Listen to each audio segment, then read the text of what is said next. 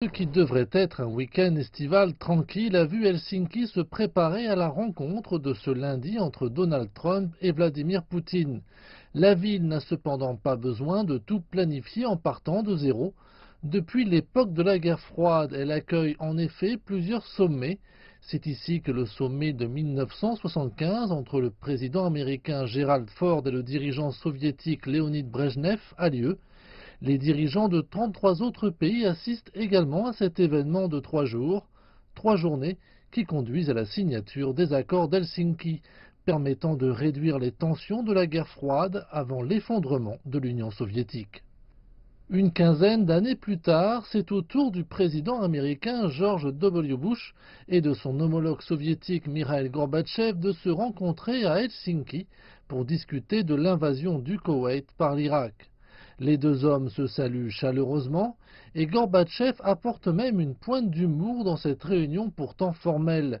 Il présente à George Bush un dessin représentant des champions de boxe remportant le combat contre l'agression mondiale.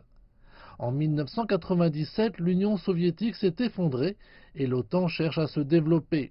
À cette époque, la Russie s'oppose fermement au projet de l'OTAN.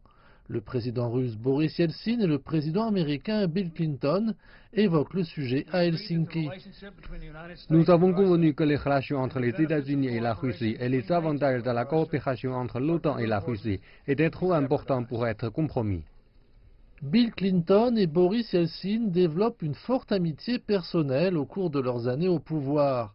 Ils se réuniront plus de 15 fois. La rencontre Donald Trump-Vladimir Poutine intervient à un moment de tension entre les deux anciens adversaires de la guerre froide. Les Finlandais estiment cependant que le dialogue est une bonne chose dans les moments difficiles et ils ne cachent pas leur satisfaction d'en être, une fois de plus, au centre. La Finlande veut être utile et permettre différentes solutions. La Finlande a une histoire en matière de maintien de la paix, de médiation de la paix, et ces choses peuvent être utiles. Par exemple en Ukraine quand elle tente de trouver des solutions différentes.